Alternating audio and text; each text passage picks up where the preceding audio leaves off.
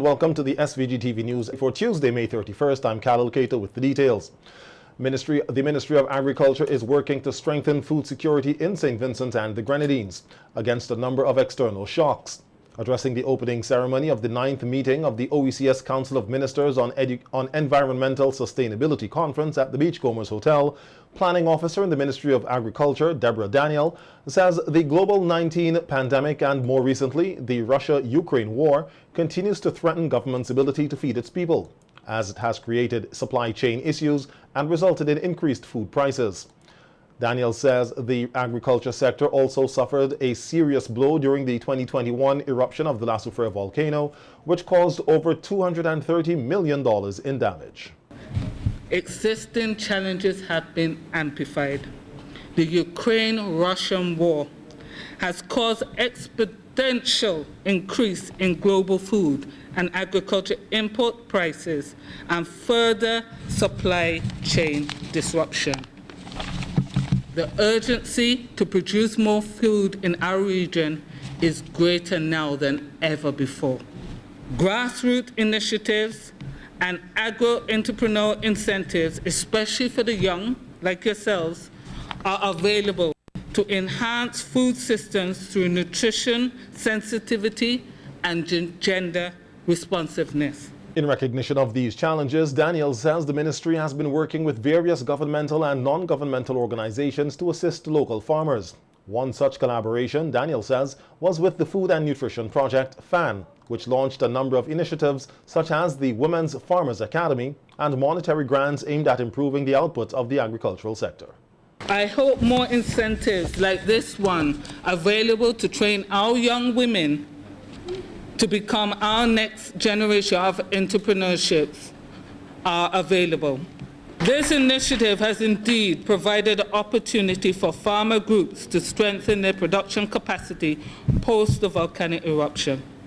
Efforts continue to develop marketing linkages through the National School Feeding Program, including the participation of small farmers, farmer groups as suppliers of local products. Minister of Tourism and Sustainable Development Carlos James says he believes countries who are failing to reduce their carbon emissions should be penalized.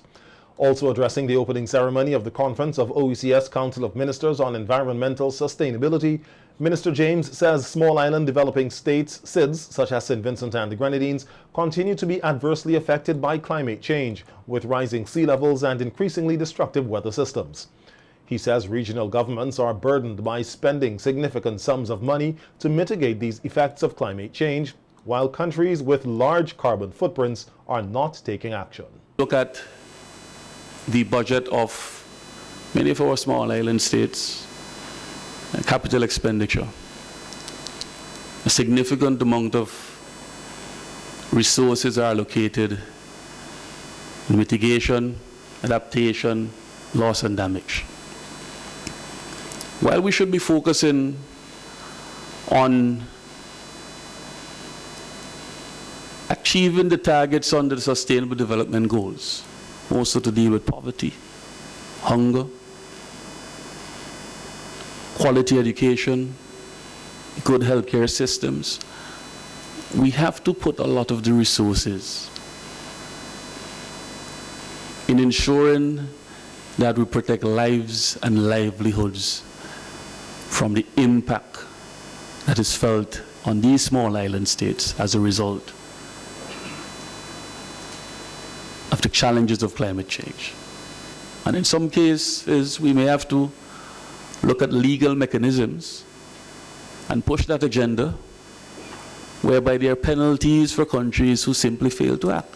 Minister James urged the participants of the conference to develop stronger policies to minimize environmental vulnerabilities to climate change.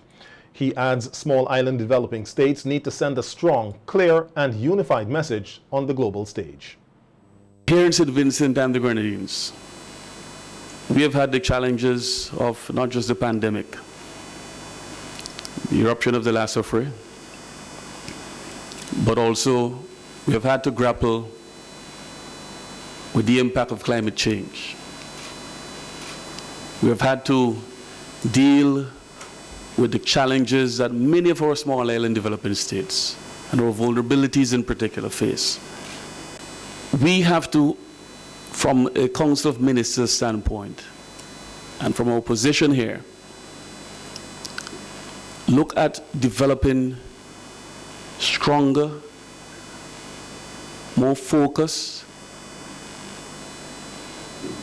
and harmonized policies and initiatives from a national level, but also from an OECS level, in championing the cause and sending the message that small island developing states, we do have a voice. SVG will be hosting the 9th OECS meeting on environmental sustainability from today to Thursday. Caribbean leaders who hold portfolios related to the environment are being urged to develop new and innovative strategies to deal with the effects of climate change.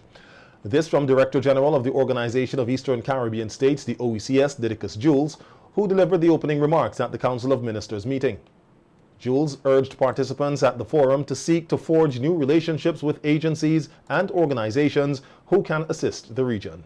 As we continue to navigate this new era, we need both old friends with new ideas and new players with more innovative approaches. We need to step beyond the shores of familiarity and predictability into the deep blue space of uncharted opportunity and unscripted ingenuity. Albert Einstein said we cannot solve our problems with the same thinking we used which created them. The true sign of intelligence is not knowledge, but imagination. One thing is sure, these waters require bigger boats with larger hulls and more hands on deck. That is, alternative approaches, new mechanisms, and untraditional relationships, particularly with the private sector and civil society. With the 2022 Atlantic hurricane season just days away, Director Jules says OECS member states must act with urgency to build more resilient systems. Island developing states are still the most vulnerable to climate change. Tomorrow, actually, the 1st of June, will still mark the start of a dreaded hurricane season. The pledges of resources and ambition that we got from the time of Hurricane Maria and Irma in Dominica and several of the OECS member states are still on paper or are still tangled in a wasteland of words and unanchored promises. What is certain is that our resolve as OECS SIDS cannot afford to wane, but must grow even stronger. Incidents of non-communicable diseases, NCDs, in St. Vincent and the Grenadines continue to increase. Students across the island are being urged to think carefully about foods they consume. This advice comes from Permanent Secretary in the Ministry of Health and Wellness, Cuthbert Knights, who warns that NCDs are not targeted only to older persons. Knights was at the time delivering remarks to primary, secondary and tertiary students at an exhibition fair on Monday hosted by the Food and Nutrition FAN project, a 2-year initiative geared towards improving nutrition and food security in the Caribbean. St. Vincent and the Grenadines is one of 3 study countries of the project, where programs were launched in collaboration with various local ministries to educate students on the dangers of consuming unhealthy foods. Young people, I want to say to you, you are not too young to develop diabetes. You are not too young to develop cancer. So, pay attention to what we eat, what we drink. Remember, lifestyle diseases. We have a serious problem with a number of us, or number of persons who are now coming down with non-communicable diseases. Persons who are having diabetes in particular. I want to actually question, do you know of anyone under the age of 15 who is either hypertensive or diabetic? Would you like to be someone who is diabetic or hypertensive? Precisely. And I know you're intelligent enough to make intelligent decisions when it comes to your food. It is not an easy thing to hear that you at 14, 15 have developed diabetes. Why? Because of the excess sugar-sweetened beverages that you're drinking or the types of food that you eat. It is going to impact your entire life. You don't want that. Knights heralded the work of the FAN project for addressing poor dietary choices amongst Vincentian youth. Now, we are having a problem with overweight people being obese, etc. We need to look at this. I am saying to you again that there is a link and a clear link between your diet, what we eat, what we drink, and our health. This project is seeking to address and deal with some of these things.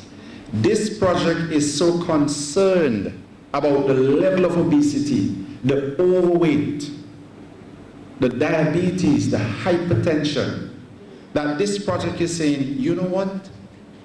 We need to look at our nutrition security. We need to look at our diets. We need to look at what we are eating. And this is one of the significance of this project, because it's seeming to address the problem at our very existence, which is food. Former Rose Place residents are settling into their new homes at Lomans Bay. The community was recently developed by the government to make way for the construction of the modern port in Rose Place. Although the community is predominantly made up of former Rose Place residents, there are a few families from other communities who are part of the new housing settlement. The keys for the homes were handed over on January 31st, but the residents were not able to move in until all administrative work was completed. On a recent visit to the newly developed community, a team from the Agency for Public Information, API, spoke with a few of the residents who expressed their gratitude as new homeowners. Never had a house, never had water, never had a piece of land to say, well, yeah, you know, so. So you feel good actually owning a piece? Pretty nice.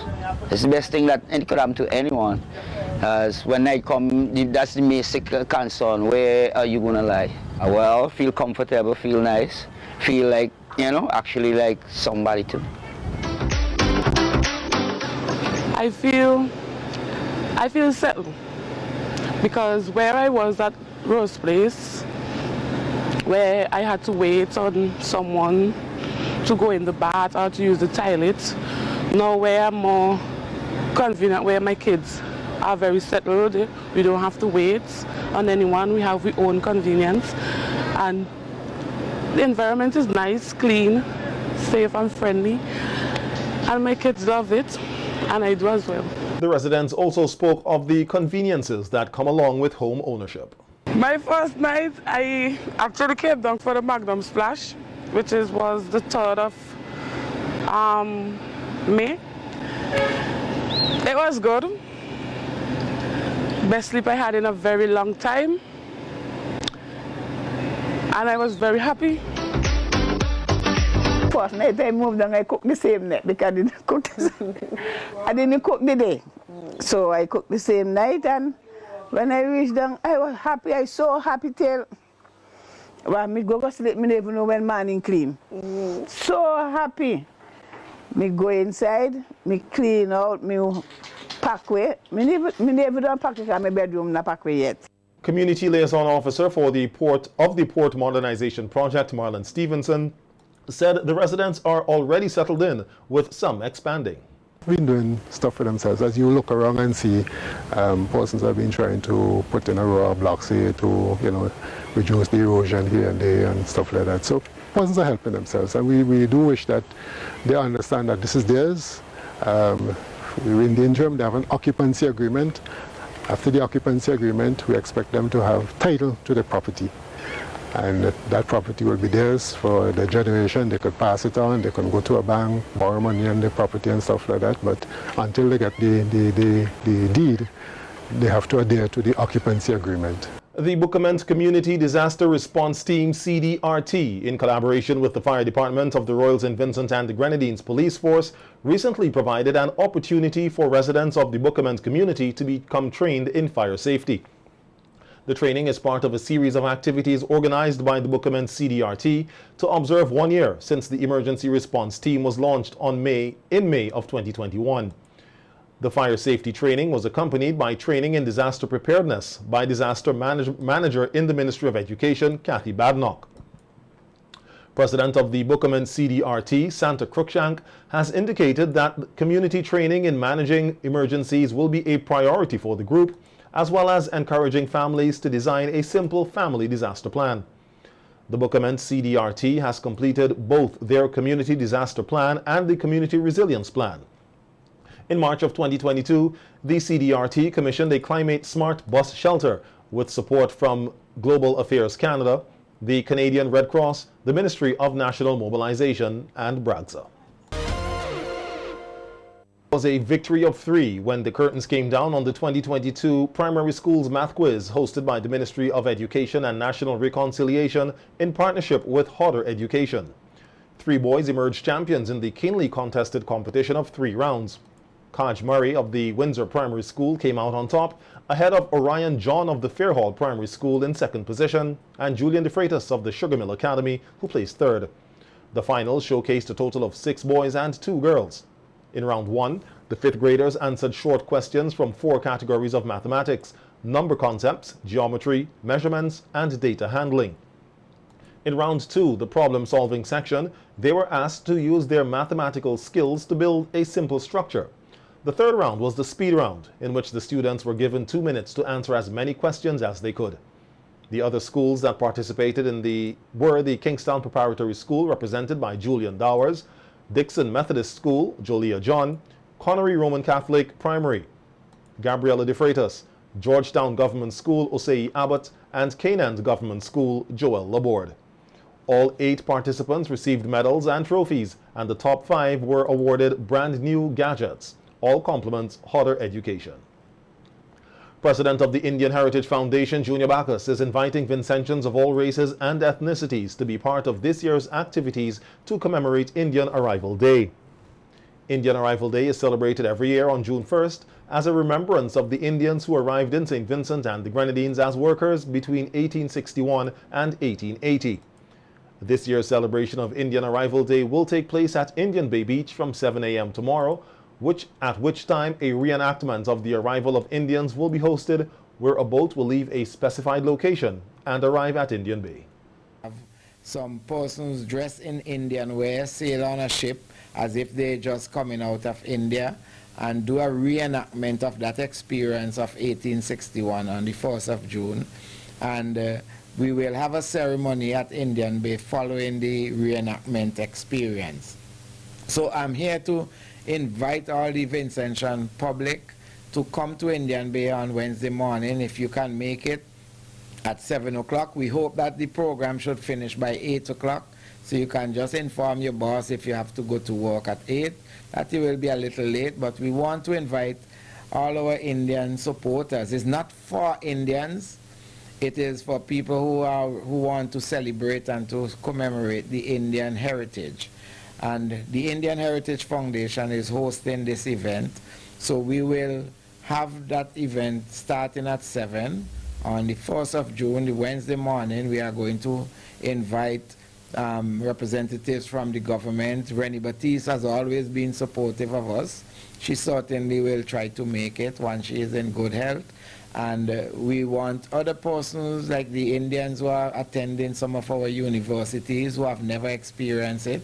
We would like to see some of you from the Trinity University or the St. James University to come on out. Bacchus further outlined other activities to commemorate Indian Arrival Day, including interviews of Indian elders and Indian yoga on June 21st. Well, yes, we about 2 years ago, we began a series of interviews with the elders, or we call it stories of the elders, the older Indians. We wanted to capture their stories, their experience as Indians and so. And we did 8 persons. Some of them have passed on now. But in this book, we have the stories of 8 Indians that were captured 2 years ago. And that is being shared in this book, which was written by Leroy Thomas. It's available at the stores here. But this time we have another 8 persons, 6 residents in St. Vincent. For the first time we interview 2 Indians in the diaspora. So we have 2 coming out of England and their stories will be shared on social media as well as our local media to let people know how they grew up as an Indian, what the experience was like, what life was like growing up in whichever part of the country they grew up. Veteran mass producer Julian Pilling Pollard this morning shared his views on the evolution of Vinci Mass during an appearance on NBC's Talk Your Talk morning program. Pollard, who is a born Vincentian, moved to the United Kingdom and realized at an early age his passion for art. He said his love for art developed as he grew and moved from small school drawings to comics, then later evolved to mass drawings, and he was even able to win his first Band of the Year in 1974 at the age of 16. Pollard said that the quality of mass that was produced in SVG in the early 70s was uniquely Vinci. However, over the years, the island has adopted the styles and patterns of other Caribbean islands. I do think that we went through a golden age, like in the 80s into the 90s, that the mass was of a very high quality. Yes. And that came about after we decided to change the dates. Because when we were with Trinidad and everybody else, that 1977, there were a lot of talks about us trying to get a bigger tourism share.